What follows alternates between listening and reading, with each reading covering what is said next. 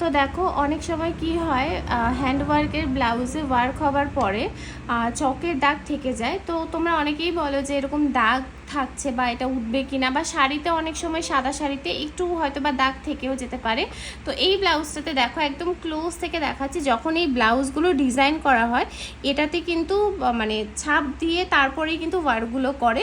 তো এগুলো তোমরা তোমাদের বাড়িতে যদি ইজি থাকে তো ইজি দিয়েও তুলতে পারো, বাট আমরা যেটা দিয়ে করি মানে এটা তোলার নিয়ম হচ্ছে এরকম হচ্ছে, হোয়াইট পেট্রোল পাওয়া যায়, বা তোমাদের বাড়িতে যদি কেরোসিন থাকে কেরোসিন দিয়েও তোমরা এই সেম জিনিসটা করতে পারো, তাহলে মেটেরিয়ালের শাইনগুলোও খুব ভালো থাকে আর প্লাস হচ্ছে দাগটাও খুব ভালো উঠে যায়। তো এখানে আমি একটা ব্রাশ নিচ্ছি, ব্রাশের মধ্যে একদম সামান্য পরিমাণে হোয়াইট পেট্রোল নেব, আর এটা দিয়ে এবার এটাকে আমি ইনস্ট্যান্ট করতে হবে। পেট্রোল কিন্তু ইনস্ট্যান্ট পুরো উড়ে যায়। তো এখানে দেখতেই পাচ্ছি এটাকে জাস্ট আমি এরকম অ্যাপ্লাই করছি, আর দেখো মেটেরিয়ালের শাইনটাও বুঝতে পারবে কত সুন্দর মানে শাইন করবে এটা ইউজ করার পরে। তো দেখো পুরো আমার যে চকের দাগগুলো ছিল সব দাগ উঠে যাবে। তো এরকমভাবেও তোমরা তুলতে পারো, এরকমভাবে তুললে পুরো সেফ।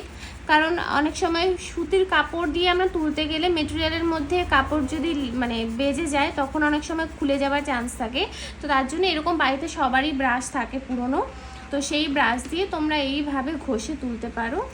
আর তারপরে তোমরা এটাকে ড্রাই ওয়াশ করে নিতে পারো। ড্রাই ওয়াশ করাটা সব থেকে বেটার। আর যদি ড্রাই ওয়াশ না করতে পারো তোমরা নর্মাল বাড়িতে ইজি দিয়ে জাস্ট ওয়াশ ক্লিন করতে পারো, বাট বেনারসির পাড় যদি থাকে সেটা কিন্তু তোমরা ইজি দিয়ে ক্লিন করলে কিন্তু এই পাড়ের কিন্তু শাইন কিন্তু সব নষ্ট হয়ে যাবে, পাড় কিন্তু মানে এই যে গোল্ডেন জারি সেগুলো কিন্তু ফেড হয়ে যাবে। তো তার জন্য এই পিসগুলোকে ড্রাই ওয়াশ করাটাই বেটার, বাট মেটেরিয়ালে কোনো রকম প্রবলেম হবে না।